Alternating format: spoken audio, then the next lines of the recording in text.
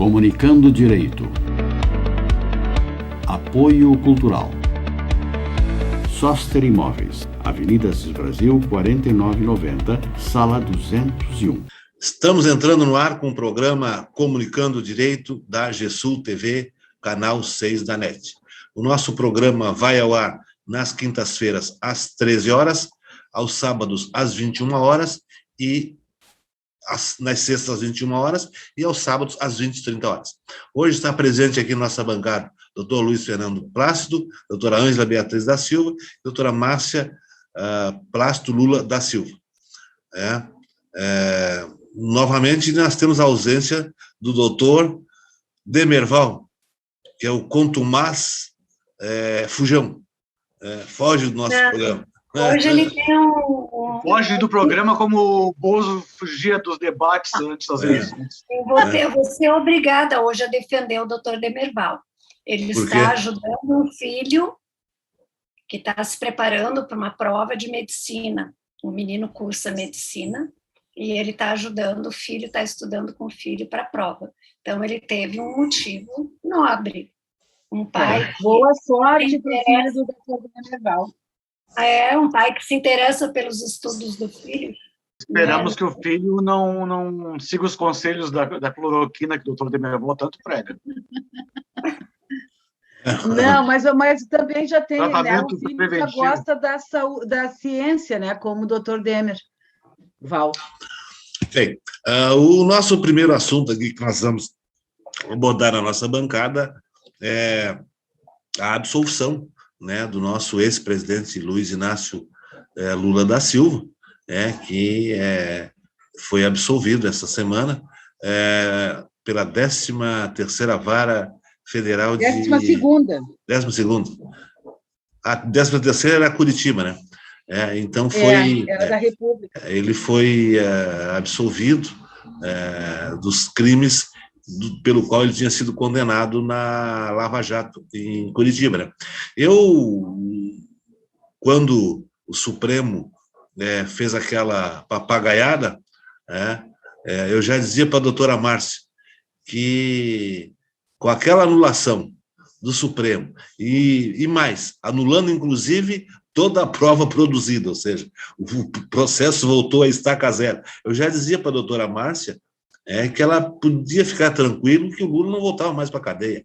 Ele tinha 70 anos, prescrição se conta pela metade, e a prescrição ia acolher, porque o processo voltou a estaca zero. E como é que funciona a prescrição? A prescrição funciona pela pena em abstrato, contando-se o prazo prescricional do artigo 109, de acordo com a pena combinada. Pena de 6 a 20 anos prescreve 12, 14 anos. Se o réu tem mais de 70 anos, pressão pela metade. E pela pena em abstrato, depois de condenado o réu, fixada uma pena X. Novamente, se conta a prescrição, e essa prescrição pela pena em concreto, ela é mais benéfica ao réu, porque, via de regra, a sentença condenatória ela não atinge o prazo máximo da norma, da pena prevista na lei. E, obviamente, a pressão é um pouco menor ainda. Então, eu já vislumbrava, naquela ocasião, em que o Lula não voltava mais para a cadeia. Não voltava e não vai voltar, não tem como. Então, eu dizia para a doutora Márcia que ela ficasse tranquila. E, na minha opinião, naquela ocasião, o Supremo ele não quis absolver o Lula e atirou a bola picando na área para as instâncias inferiores fazerem isso. É o que está acontecendo agora. É o que está acontecendo. Né? Porque é impossível que tenha havido um complô geral de todas as instâncias do judiciário, exceto o Supremo, que queria absolver, mas para não ficar com a bomba na mão, para não ficar com a pecha de que o homem que absolveu o Lula, ele anula tudo, zera tudo, começa tudo de novo. E aí as instâncias inferiores iam fazer o trabalho que ela queria fazer. Então, na verdade, para mim, foi um acordão. O Supremo deu o pontapé inicial para as instâncias inferiores.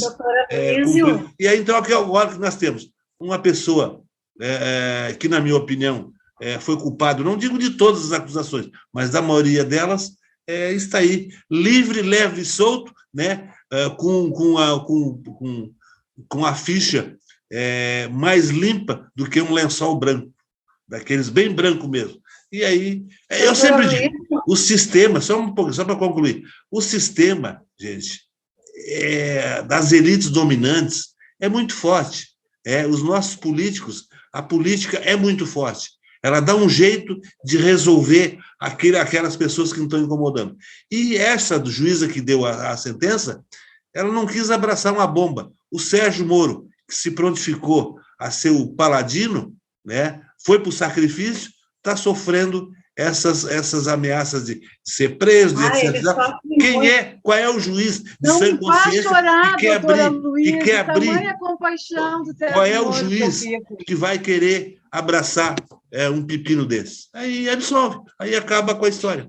E aí? O que vocês acharam dessa absolvição do Lula? O senhor falou que o Lula tem 70 anos, mas esqueceu de dizer que tem corpinho de 40, né? E tesão de 20. Só por causa da perninha de frango? Só por causa daquela perninha de frango?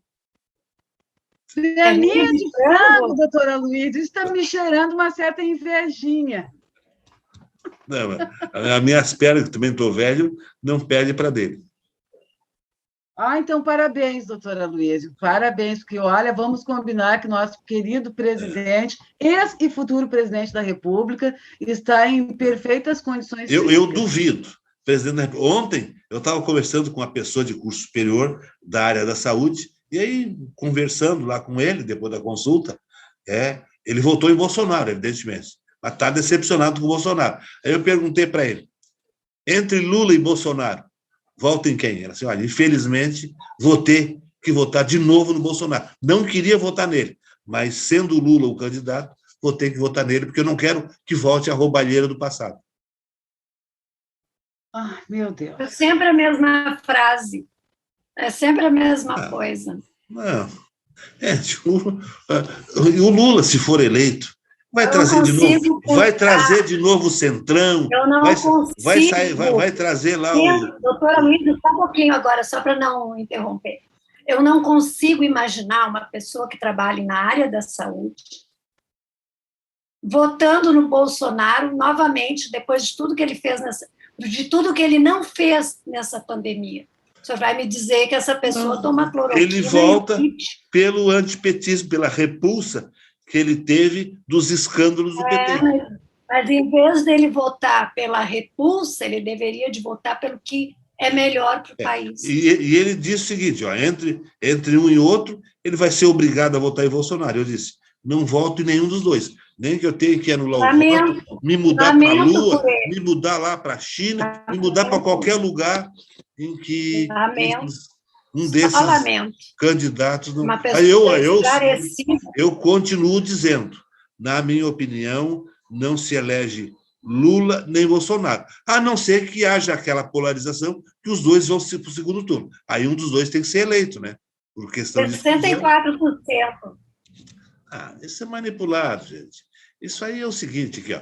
O pessoal queria derrubar o PT, e por isso elegeram o Bolsonaro. Isso eu reconheço também que toda a cúpula dos políticos, de judiciário, quando viram que o Bolsonaro era uma miragem, era uma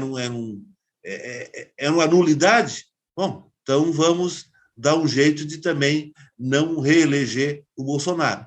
E acho que o problema todo é que pode se criar, é que se vá para o segundo turno Lula e Bolsonaro. Aí, meu Deus, eu não sei o que faço. Doutora Luísa, eu gostaria de me manifestar, já que eu estou só assistindo, eu gostaria de me manifestar, até porque é um momento muito importante para nós três, principalmente aqui, né?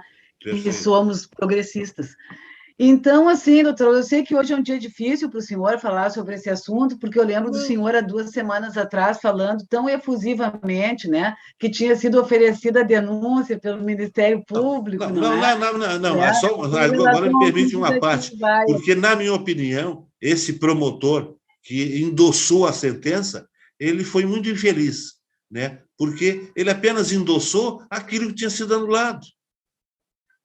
E, na verdade, ele tinha que recomeçar do novo. E recomeçar um processo Os fatos ocorreram, esses fatos da roubalheira, ocorreram há 10, 12 anos atrás. O mensalão foi em 2003, né? E a Petrobras começou em 2014, O mentirão 15. começou, doutora Luiz, foi no primeiro governo do presidente Lula, já com o objetivo de fazer com que ele não se reelegesse. Mas a falcatrua da Petrobras começou quando? A Lava Jato começou em 2014. Então, por exemplo, já se passaram 8 anos e o prazo prescricional está correndo. Porque no momento que anula, tem os frutos da árvore envenenada que contamina de nulidade todas as provas derivadas. Tem que renovar tudo. Começou do zero. Vamos investigar o fato desde o início. E aí nós íamos levar mais 13, 14, mais 10, 12 anos e a prescrição era líquida e certa. Então, doutor Luiz, eu gostaria de fazer alguns contrapontos em relação à sua tão inteligente colocação. Assim, primeiramente, uma coisa que eu achei muito importante, eu gosto que o senhor esclarece sempre, né, principalmente para aquelas pessoas que não atuam na área e que assistem o nosso programa em relação à prescrição. Né? Mas eu gostaria de fazer também uma observação que a prescrição acontece quando há crime. Né? Em relação ao presidente Lula, nem deveria se falar em prescrição, tendo em vista que nenhum crime foi provado em relação à autoria dele, né, em qualquer crime. Não. Quanto ao STF, que o doutor Aloysio, né, falou que o STF, então, de repente, né, jogou para a primeira instância porque não queria, então, né, se manifestar. Eu acho que o STF percebeu o monstro que tinha criado com a Lava Jato, né? Autorizando a Lava Jato a fazer tudo o que fez, tudo fora, né, do processo legal, e ele precisou se reacreditar, porque a partir de um momento, aqui no Brasil, nós começamos a viver uma situação de que quem fosse contra a Lava Jato era a favor da corrupção, tinha corrupto de estimação, agora, as pessoas eram mal vistas e eram execradas. A Lava Jato, ela iniciou no governo Dilma, né? Começou em 2014. Porque o terraplanista jurídico, o de Maringá, ele estava com a Rosa Weber, se não me engano, ele assessorava a Rosa Weber até 2012 ou 2013. Então, doutora Luísa, assim, o senhor diz o seguinte, né? O que eles tiveram que fazer? Que aquele julgamento do STF anulou toda a prova produzida. O problema, e o senhor também falou das provas que eram contaminadas, né? Fruto da árvore envenenada. O problema é mostrar uma prova. Né? Eis aí um grande problema, porque a gente já lhe desafiou aqui, o senhor tem cópia da sentença, né? E o senhor sempre declina de nos dizer onde está a prova nesses processos, não é? Aí o senhor diz assim, anulando toda a prova produzida, até tranquilizei a doutora Márcia que o Lula não ia voltar para a prisão. Eu disse isso, não, só um pouquinho, eu disse isso na época ou não disse? O senhor sempre disse isso, mas eu sempre rebati da seguinte forma, doutora Luísa, o presidente Lula nunca deveria ter ido para a masmorra. Ele jamais deveria ter sido transformado num preso político. Jamais, né? Nós recriamos a prisão política aqui a partir da Lava Jato. Aí o senhor falou, né, que assim, porque todos, né, exceto o STF que não queria ficar com a pecha de anular, né? E assim, daí ficar que o Lula agora... Ele não queria ficar com a pecha de condenar. De condenar, perfeito. E daí, assim, o senhor disse que agora a ficha do presidente Lula é limpa como um lençol branco. Sempre foi. A Lava Jato tentou sujar a ficha do presidente Lula, conseguiu tirá-lo das eleições, pariu o verme que aí está hoje desgovernando o país. Né? Outra coisa, o senhor fala nas elites dominantes, né? Que isso a gente já deveria imaginar, porque as elites dominantes não deixam que essas coisas aconteçam, e nesse ponto eu concordo com o senhor, porque assim como nós tivemos o Collor, que era um caçador de marajás, ele era um político caçador de marajás, né? Não caçou marajá nenhum. E ele não caçou marajá nenhum. O nome do marreco de Maringá, doutora Luísa, ele era um marajá caçador de políticos. Né? Olha os salários dessa gente, daquela quadrilha que se formou na República de Curitiba. Tudo bem. As elites dominantes efetivamente não querem um homem do povo no poder. O senhor tem toda a razão, né? Porque corre o risco de referendo revogatório, corre o risco... As elites dominantes não querem alguém que venha punir os políticos. Não, as elites dominantes não querem, doutora Luísa, um PT de volta no poder. Veja, o senhor é um homem abastado, o senhor não precisa de um Estado grande. Eu sou abastado? O senhor não quer um PT de volta no poder. Doutora, eu não sou uma pessoa abastada. Eu trabalho de dia para comer de noite. Não, doutora Luísa, não diga uma coisa dessa. Fake news, doutora Ângela, fake news. Outra fake news, doutora Luísa. A doutora Ângela disse o seguinte, que ela não consegue conceber, né, uma pessoa que trabalhe na área da saúde, né, e que ela ainda consiga votar no verme, novamente, caso, né, vá o presidente Lula e o verme para um segundo turno. E eu não consigo acreditar que os profissionais do direito não consigam enxergar os malefícios da Lava Jato. Pelo amor de Deus, aí, o que a juíza disse? Não cabe ao Poder Judiciário atuar como investigador nem como acusador, que era o caso, né, do seu protegido Sérgio Moro. O magistrado é o fiador do devido processo legal e o garantidor da ampla defesa e do contraditório. Logo, doutora Luísa, percebe-se, não é, que é bem provável que a doutora Poliana, que foi a juíza, né, que não aceitou essa denúncia, provavelmente ela siga o devido processo legal, diferentemente, né, da República de Curitiba, que estava imbuída, que já tinha um objetivo. Não é? Nós sabemos qual será que ela não é petista? Será que ela não é petista?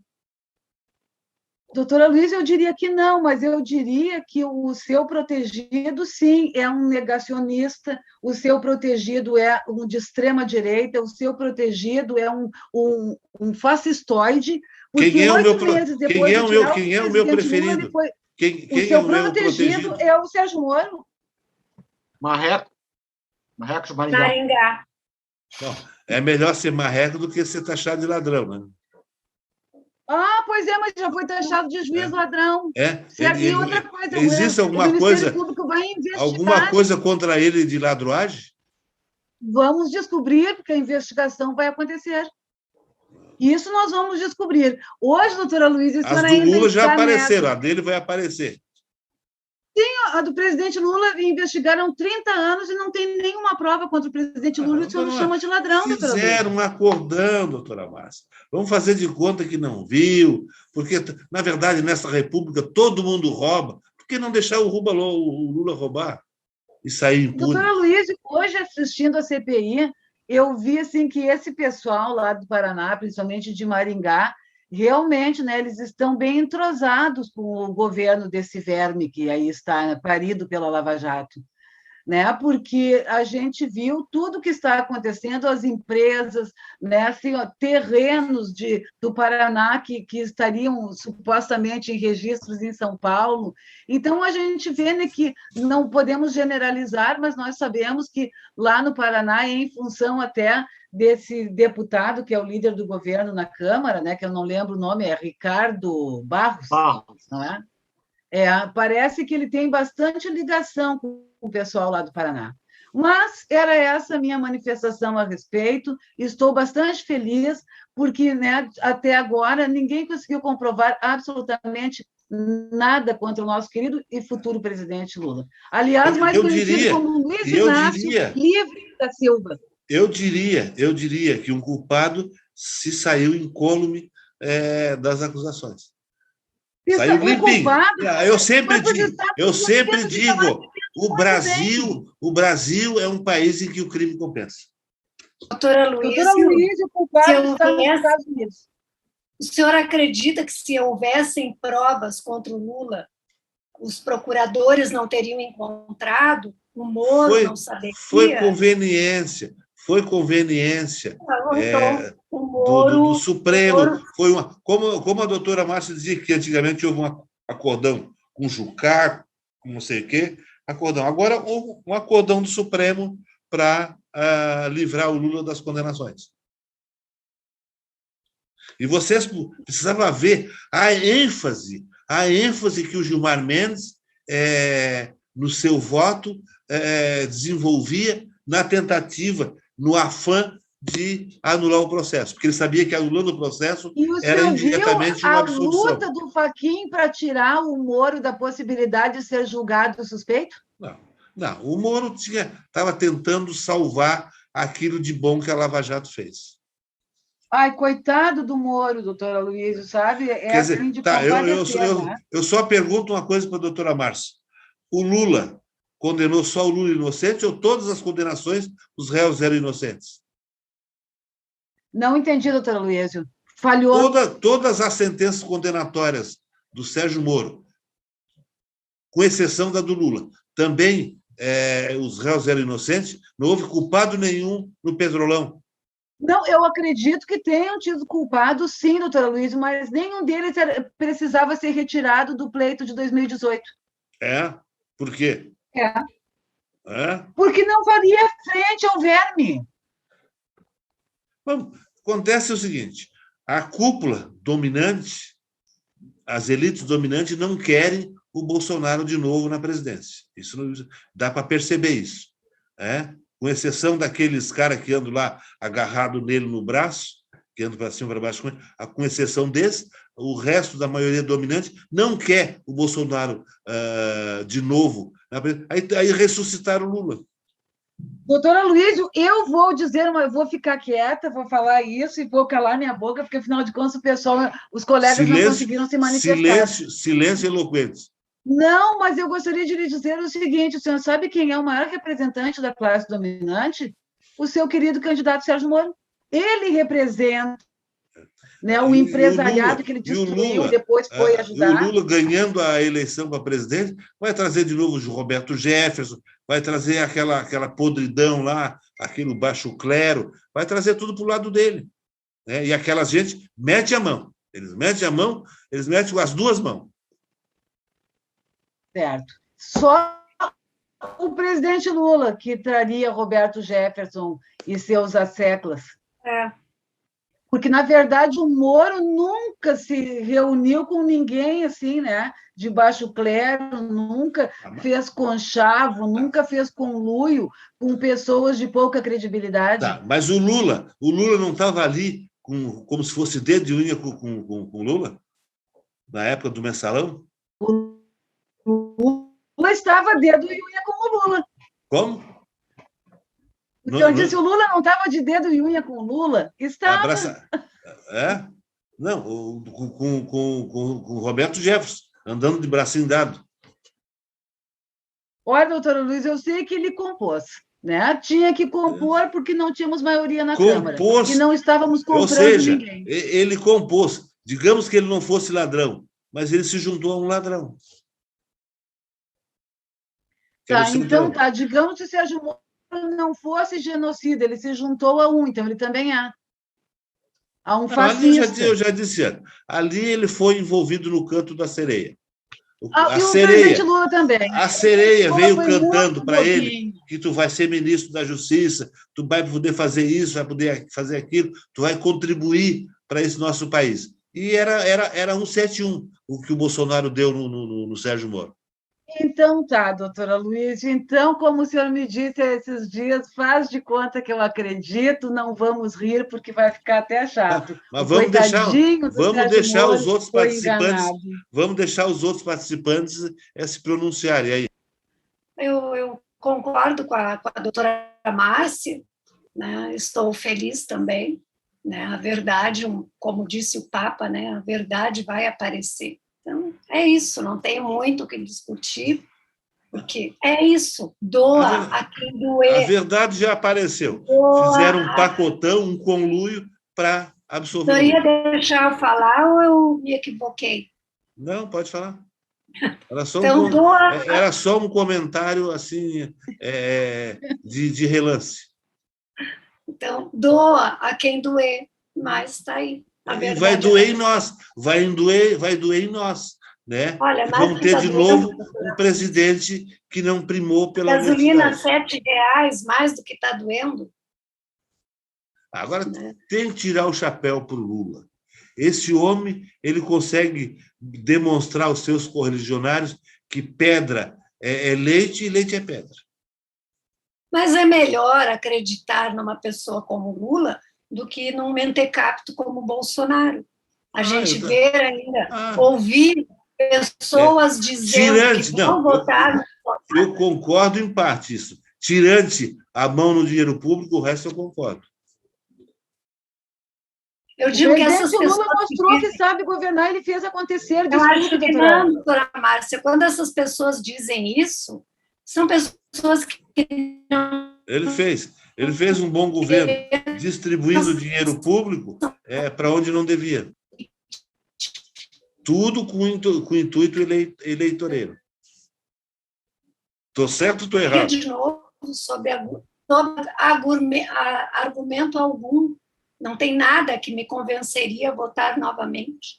Se um dia eu tivesse a infeliz ideia de votar nesse candidato. O Lula é daqueles pastores que pegam o seu rebanho e faz eles acreditar no que o pastor está dizendo. Eles acreditam piamente. Amém, essa é a sua opinião. Essa é a sua opinião, doutora. O Lula faz uma lavagem cerebral nos seus correligionários que eles ficam acreditando. Isso é o que o senhor gostaria que fosse. Não. Mas as pessoas que votam eu sou pelo Brasil. Eu sou pelo Brasil, como diz o doutor Demerval. Eu quero que fique tudo bem para o Brasil. Eu não quero que ninguém roube. Não seja Bolsonaro, a sua equipe, a equipe do Lula, a equipe da Dilma. Não quero que ninguém roube. Vou lhe interromper um pouquinho. Não pode ficar tudo bem para o Brasil se a pessoa vai lá e vota no Bolsonaro. Porque não queria votar na falcatrua do PT. Então tá bom, sem discussão. Quero dizer que é cansativo, é repetitivo a defesa que a gente tem que fazer a cada programa das acusações que o doutor Aloysio faz em relação ao PT e em relação ao Lula. Mas somos resistência. Eu não faço acusações. Eu retrato os fatos simplesmente acontecidos. o chama de ladrão. Como? Simplesmente o chama de ladrão. Com base naquilo que é informado pela mídia e pela análise da situação fática. Com base naquilo teve, por exemplo... Não, só para uma parte nessa. Teve um absurdo lá dizendo que aqueles 700 mil reais que usaram lá no sítio do Pedalinho, com aquela adega dele, que não foi feito ou seja, aquelas benfeitorias, aquele melhoramento do sítio foi feito por obra do além. Doutor Fernando, é que cada vez que... Continua, doutor Fernando, não adianta, isso já são águas passadas. É que cada vez que se fala no Lula, tem que vir esse repertório, né? E o PT? Será que agora que ele foi absolvido, será que ele vai retirar lá os pedalinhos, vai retirar lá a adega dele que tinha lá de vinho, vai tirar aquelas coisas que foram feitas especialmente para ele? Pode ser, doutora Aloysio. Vai tirar, tem que tirar, Quem sabe agora ele tira. Ou quem sabe, de repente, ele pede o sítio lá emprestado para usar mais um pouquinho. Doutora Aloysio, eu entendo a sua posição, porque eu já participei muito do programa, em outros momentos, no momento da prisão do presidente Lula, eu sei o quanto dói na gente.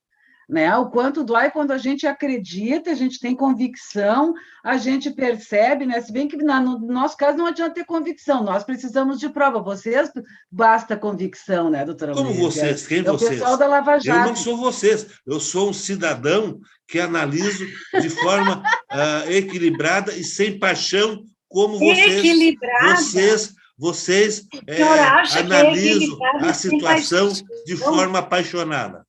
O senhor é passional em relação à Lava Jato. A paixão não deixa a gente vislumbrar a coisa de forma isenta. O senhor também não é isento em relação à Lava Jato. O Moro é ingênuo, que o Moro foi ingênuo. Aqui, vocês lembram aquela vez que o Olívio disse aqui no nosso programa, quando ele esteve aqui, olha, o PT tem que se reciclar, o PT tem que reconhecer os erros. Vocês não reconhecem erro nenhum. O PT foi do maravilha, ninguém roubou. Quem roubou foi o Valente. Como?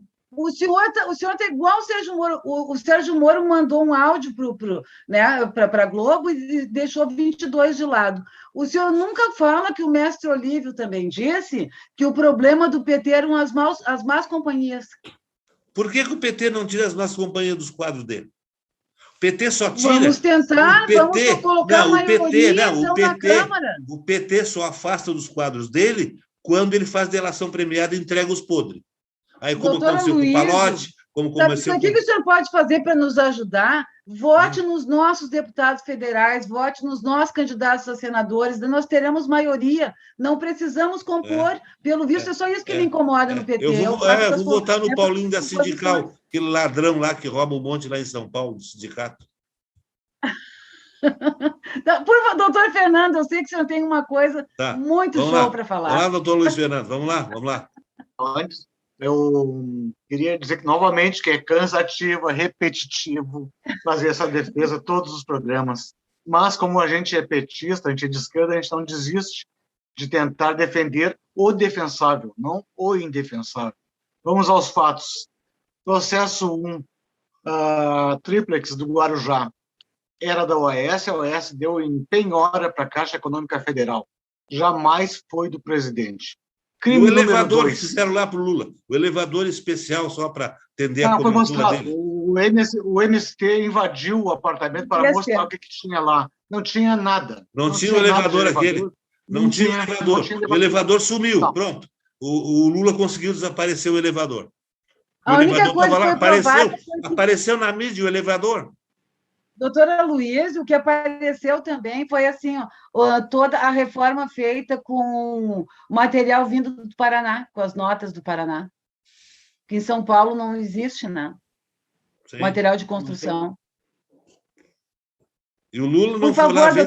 O Lula não foi lá ver como é que estavam as obras do triplex? Não, foi uma vez só e não gostou. Ele foi lá passear. Ele foi lá para olhar para a praia do Guarujá. Você nunca visitou um imóvel? Não? E aquela fotografia que tinha lá dentro? Não, era montagem. Tá.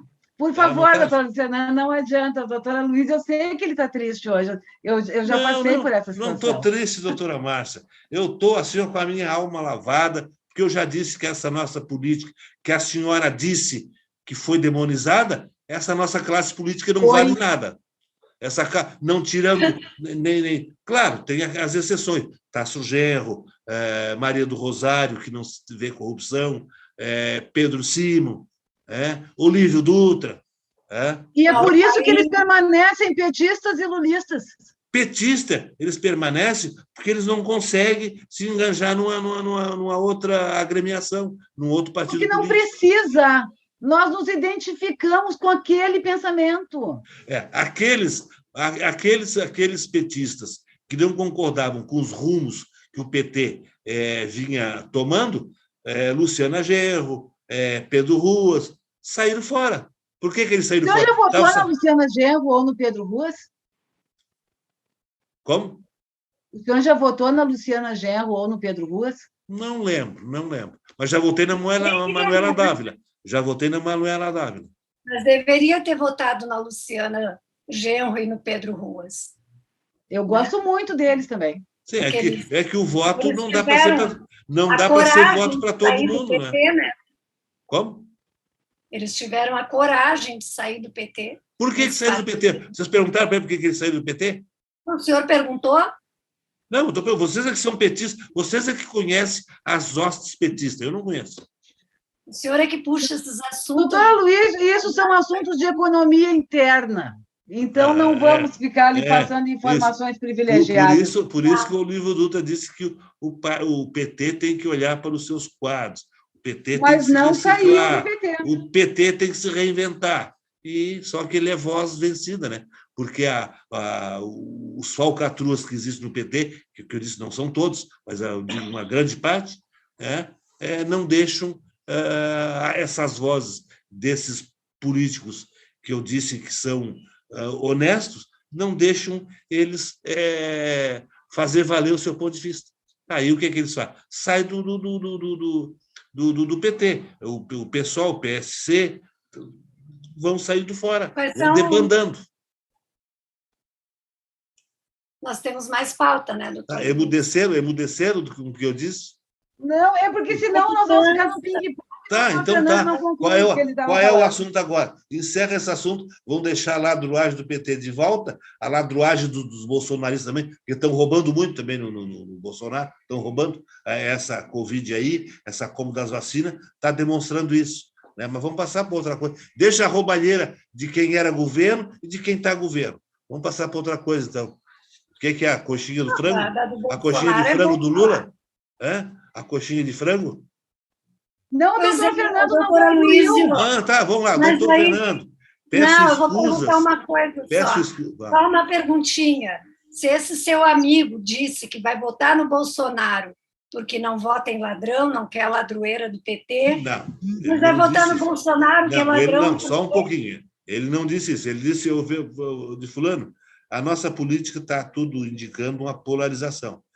Bolsonaro e Lula. Ele votou em Bolsonaro na outra eleição. Ele está descontente. Aí, Lula e Bolsonaro, se forem para o segundo turno. Não tem opção, ou é um ou outro. Ele assim, infelizmente, vou ter que votar no Bolsonaro. Ele me dizendo. Que não quer o PT de volta. Tá, é um dentista conhecido nosso. Pronto. Eu vou dizer para vocês. Não vou dar o nome, mas vou dizer. Mas imagino as iniciais. Eu também. Não me surpreende. E é uma pessoa equilibrada. Se é que vocês estão imaginando a pessoa. Então, não, ele não está dizendo isso de forma por causa da paixão. Não, ele está sopesando um candidato e outro, e aí diz que, infelizmente, vai ser obrigado a votar em Bolsonaro. Né? Tá, doutor Luiz Fernando, continua agora, então. Posso? Claro, pode. Olha, pode discorrer aí bastante tempo. Tem todo o tempo que quiser. Tem todo o tempo. Que eu leve meu raciocínio até o final? Claro, até o final. Você consegue? A não ser que haja uma inverdade e um equívoco no meio. Não há nenhuma inverdade nem equívoco. Então, vamos lá. Não, pode não haver inverdade, pode haver um equívoco no meio. Antes de adentrar aos fatos, eu vou dizer que eu pressuponho que o senhor tenha votado no Bolsonaro, porque eu nunca vi alguém tão antipetista quanto o senhor. Eu desconheço. Como eu? Eu sou antibolsonarista também. Eu sou anti-Bolsonaro. Mas o senhor, do jeito que o senhor tenta colocar o PT como um partido de ladrão, um partido que rouba... O do Bolsonaro também é ladrão. O do Bolsonaro também é ladrão. Tentou roubar bastante, mas parece que a CPI da Covid deu um freio ali. Aliás, na verdade, eles iam meter a mão, aí houve um vazamento da falcatrua, abortado. Bom, então vou tentar novamente seguir minha linha de raciocínio. Vamos lá. Processo número 1, triplex, como eu tinha falado, é da OAS, foi dado em garantia para a Caixa Econômica Federal, então não é do Lula, nunca foi e jamais será. Foi dado em proforma. Sítio de Atibaia.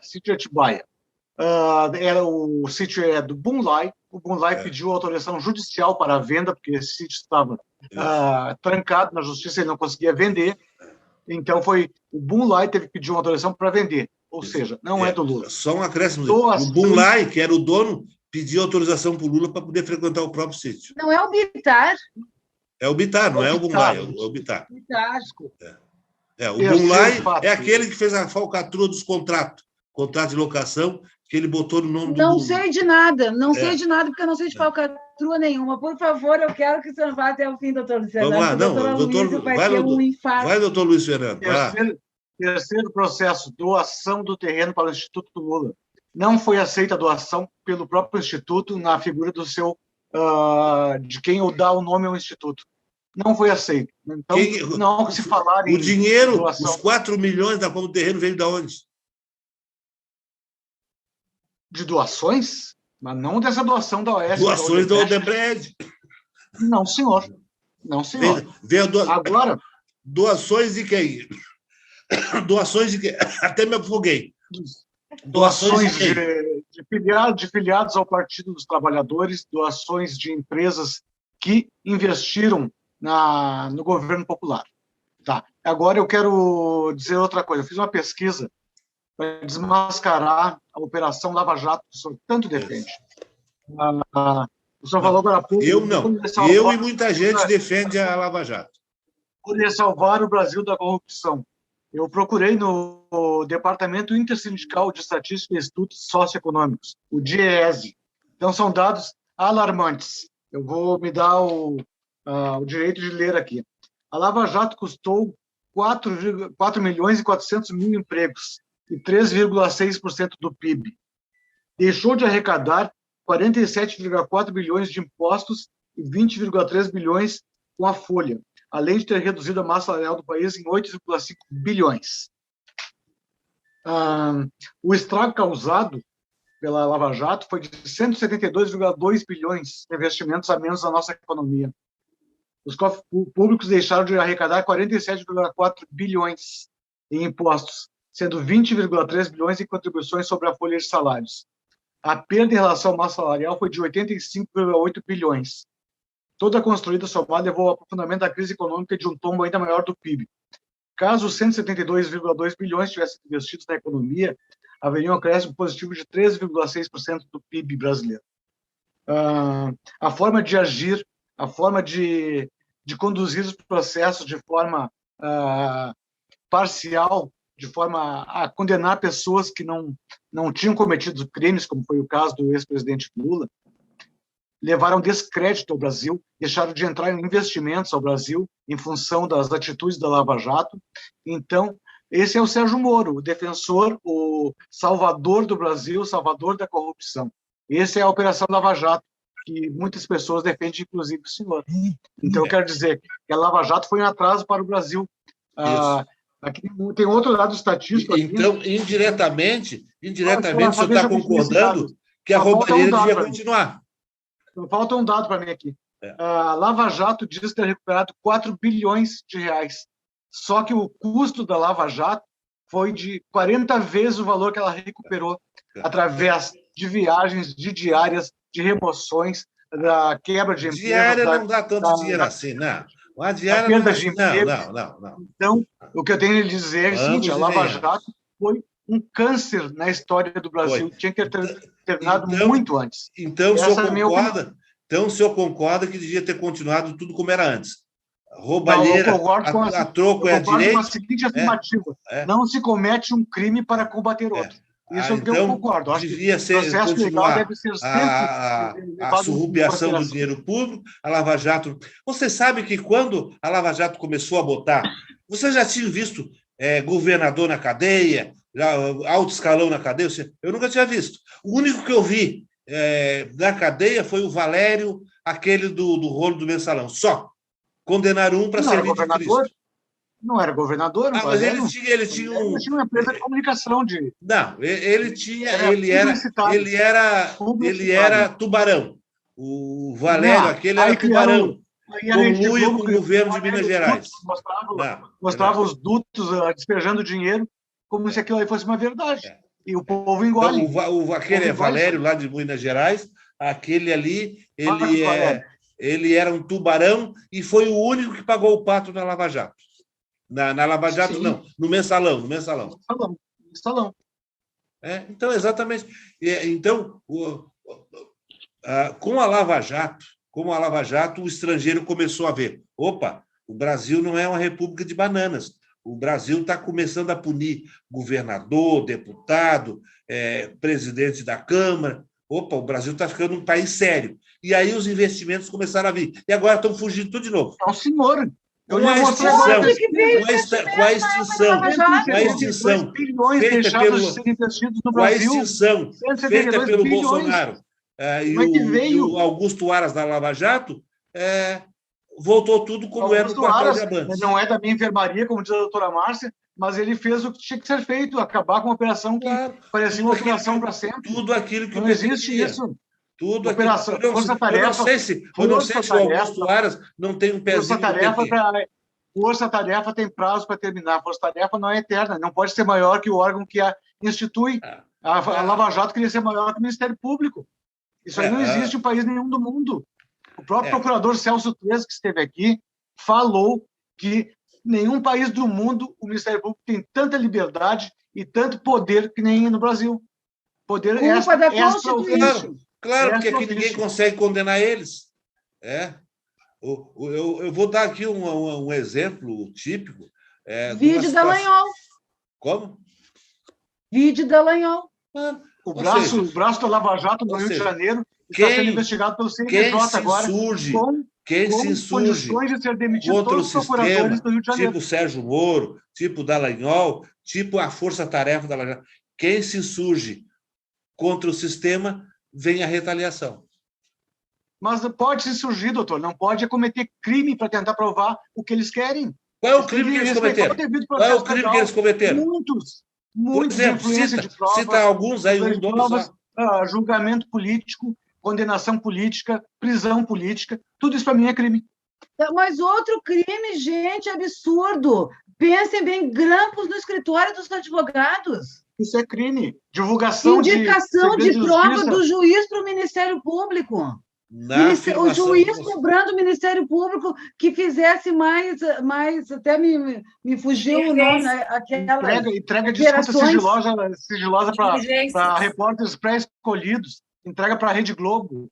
Pelo amor de Deus, isso não é crime? Não. Então, o Ministério Público gastando nosso dinheiro alugando hotel para fazer PowerPoint. O que vocês querem, o que vocês pregam de forma equivocada é condenar Sérgio Moro, Dallagnol, toda a força-tarefa e inocentar todos os ladrões. Não, doutora Luiz, o que a gente quer é seguir a pauta. É o que vocês querem. Sim, senhor. O programa está terminando e a gente não seguiu a pauta. Tá, vamos lá, segue a pauta aí, vamos lá.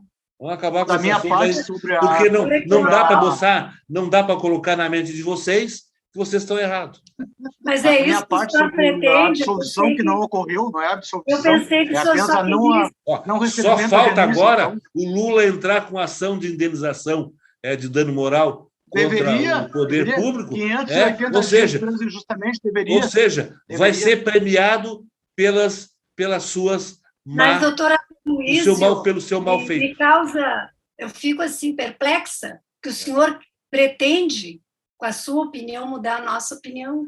Nós não eu já contei para vocês aqui que certa feita uma pessoa foi agredido e foi obrigado a indenizar moralmente o agressor. É o que pode acontecer com o Lula. Fez o que fez e recebeu uma eventual indenização. Mas o que ele fez? Teve cabelo no peito para não sair do país. Coisa que o Sérgio Moro não tem. Mas ele estava com o pezinho que é um leque. Não estava, não quis. Estava. Já estava até preparando uma embaixada para ele pedir asilo. Estava assim. Doutora Márcia. Gente, ele estava na divisa com o Uruguai. Era só ele atravessar a rua e nunca mais aparecer aqui. Doutora, mas aí ele ia ficar longe do rebanho dele. Mas o Mujica ia gostar de recebê-lo. Imagina, que maravilhoso. Mas doutora Márcia, doutora Ângela, tá reclamando aí do segmento da pauta. Não, vamos lá? Reclamando. Segue. Tá, então fala aí. Qual é a outra pauta? Inicia aí a outra pauta. Mas qual é o senhor que tem? A senhora que fez a pauta. Eu fiz, mas eu não lembro. Estamos mal arrumados, então, né? Outra pauta não era as coxinhas do Lula, não era mais o quê? Do Alexandre Moraes? Como? Não era o pedido de impeachment? Então tá. Serve esse aí. O que vocês acharam do impeachment do Sérgio Moraes? Do Sérgio... Não é o Sérgio Moraes? Sérgio Moraes? Pedido? Um absurdo. Também pode ser impeachment. Concordo plenamente. Também concordo. Eu também concordo, doutor. Ele não agiu fora da lei nunca. Estamos afinando nesse aspecto aí. É a primeira vez no Brasil que um ministro do STF é pedido seu impeachment. Não. Com base em nada. Com base em nada, exatamente. Só com base. Coragem de. Não, o impeachment dele é com base no inconformismo na decisão dada por ele. Só isso. Exatamente. É porque ele teve a coragem de tentar impedir que aconteça a agressão às instituições e a ruptura do Pacto Federativo. O Bolsonaro não pode ser contrariado. O verme não pode ser contrariado. Eu acho que ele fez o impeachment, pediu o impeachment do Alexandre Moraes por causa da filha do Jefferson. Ela disse, como é que é bonito? O bonito não vai fazer nada? E aí ele, para tentar defender o seu correligionário... Ele já disse que não vai entrar com pedido de impeachment contra o Barroso. Ele sentiu que foi... Ele acusou o golpe. Eu digo sempre o seguinte, copiando o senador Randolfo Rodrigues, as pessoas vão entrar para a história por duas portas, ou pela porta da covardia ou pela porta da coragem. Bolsonaro, por exemplo, vai entrar pela porta da covardia. A demonstração de força que ele quer dar no dia 7 é uma demonstração de covardia. É a ruptura dos poderes ele quer o golpe. Isso o Brasil não vai permitir novamente que aconteça um golpe, ainda mais com uma pessoa tão insignificante, tão com falta de inteligência, com negacionismo. O presidente que levou o Brasil a quase 600 mil mortos, queria dar um golpe para quê? Para matar mais gente? Na campanha dele, ele falava que tinha que fuzilar 30 mil pessoas para dar uma melhora no Brasil. Eu acho que ele deveria ser o primeiro a ser aí para o paredão do fuzilamento, porque, pelo amor de Deus, que presidente incompetente que nós temos. É uma vergonha mundial. É uma vergonha nacional, é mundial. E o que é que vocês acham? Nós somos governados por um pária desse. O que é que vocês acham dessa... Como é que vocês estão vendo o quadro político para a eleição de 2022? Se houver eleições? Aquilo ali é piada dele. Claro que vai haver eleições. O quadro político que se apresenta provavelmente é o Lula contra o Bolsonaro ou uma terceira via, porque o Bolsonaro, a sua rejeição já está em 64%. É capaz de não conseguir... E a do Lula está em quanto a rejeição do Lula? É a menor menos de 50. Quanto? Menos de 50. A do Sérgio Moro é 58. A do Sérgio Moro é 58, por exemplo. E aí? Qual é a conclusão que se tira disso? Se houver eleições, é inevitável... Vocês acreditam... Não, só um pouquinho. Vocês acreditam que não vai haver eleições, certo? Nós acreditamos que ele não se elegeria. Não. Naquele momento, se justificava ele ser eleito, porque o PT estava desgastado, gente. O pessoal estava com ojeriza ao PT. O PT não passava na garganta de muita gente, passava só dos xiitas. Não, doutora Luiz. Muita gente que o povo era feliz, não sabia. Que gostava das coisas que o Bolsonaro dizia. Gente machista. O doutor Luiz Fernando... Fóbica. O doutor Luiz Fernando era feliz na época do mensalão, na época do petrolão, era feliz, vendo aquelas barbaridades. Tinha um governo que era progressista, o governo que priorizava as classes menos beneficiadas. Não, só um pouquinho. Vocês dizem que não aconteceu esse crime. Vocês acham que se não tivesse acontecido as propinas da Odebrecht, etc. e tal, ela ia confessar que fez? Qual é o inocente que vai se dizer culpado? Aqui eu duvido. Nenhum inocente se declara culpado. Desde o tempo da ditadura, doutora Luiz. O que é isso? Bem, pessoal, tá chegando. Ficar aqui discutindo o sexo dos anjos. Está chegando o final do nosso programa. Nós temos 1 minuto para cada um para fazer a consideração final. Infelizmente, esse programa assim, ele voa tão rápido, nós temos tanta coisa para discutir que ele voa assim que nem um vento minuano. Bom, eu quero agradecer ao bom debate, ao bom combate que fazemos aqui sempre. Se eu fui agressivo de alguma forma, eu peço desculpas, mas é que eu estou cansado realmente de fazer a defesa do PT e do Lula. Eu quero atentar para uma medida provisória que está para ser votada, que vai trazer grande prejuízo à classe menos beneficiada, ou seja, a MP 1045, ela prevê o fim da justiça gratuita no Brasil. Ou seja, quem é que vai poder entrar com uma ação judicial? Quem tem dinheiro, como sempre. Ou seja, o pobre, mais uma vez, vai ser roubado do seu direito de exercer a cidadania através de uma ação judicial. Então, do pobre tudo é tirado, ao rico tudo é dado. Então, o meu repúdio a qualquer deputado que venha a votar favorável a essa MP 1045 de 2021. Eu acho que não aprovo. Na minha opinião, sincera, não aprovo uma situação dessa, porque seria uma decisão, uma lei nesse sentido, vai extirpar do direito de postular em juízo todos os pobres. Um absurdo, é verdade. Bem, acho que não aprovo. Eu só quero pedir... Oremos. Porque tirando esse benefício, o povo não tem dinheiro para comer. Como é que vai ter dinheiro para pagar custas processuais? É verdade. Não são baratas, né? Não são poucas. Não, olha, são extremamente caras, porque tudo depende do valor do pedido. Se, por exemplo, um pobre tem um alto valor para receber de uma indenização, ele não vai poder cobrar, porque não tem dinheiro para pagar as custas. Paga ao final, será que pode? Não, hoje já é. Hoje, na verdade, Mas eu acho que ela fica mesmo que faça essa suspensa, né? MP, eu acho que o STF derruba. Mesmo que faça, o STF derruba. Eu acredito, até porque me parece ser O inconstitucional. artigo 5º, todos são iguais Porque perante a a lei. Constituição assegura o acesso à justiça e É. isso aí estaria vedando o acesso. Sim. Bem, pessoal, 2 minutinhos agora, então. 30 segundos para a doutora Ângela, para a doutora Márcia e meio de 30 para Só mim. dar um tchauzinho aqui, me despedir. É. Uma boa semana para todos. Doutora Bom, e eu Márcia. gostaria de dizer o seguinte, assim, ó, o doutor Aloysio falou, né, que nunca tinha visto antes da Lava Jato um governador ser preso, e eu já declarei inúmeras vezes que não sou punitivista, né, e que a gente sabe da perda que nós tivemos de investimentos, né. O Moro teve a cara de pau, ele teve a disfarçatez de dizer numa entrevista antes da Lava Jato, do começo da Lava Jato, que o problema era o processo, já dando uma dica que ele era contra o STF. Gente, mas assim, ó, vamos esperançar. Falta 493 dias, 3 horas, 59 minutos e 7 segundos para o fim do desgoverno desse verme. Fora Bolsonaro. Eu diria que o STF não presta, não vale nada, não chego a endossar, eu não endosso essas questões de tirar ministro a pescoção do STF, agredir, etc. Tal. Não, isso é coisa de troglodita, né? Mas, na minha opinião, o Supremo ele não está ele está se miscuindo em muitas coisas que não deveria. Né? Mas, infelizmente, esse é o nosso sistema.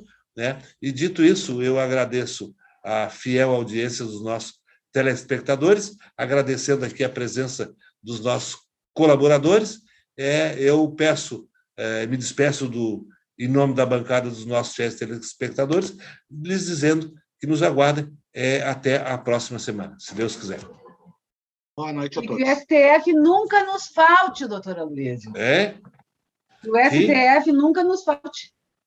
Parabéns, Antônio. Hoje é aniversário. Parabéns, Antônio. Feliz aniversário. Feliz aniversário. 47? 40 anos não é todo dia que se fala.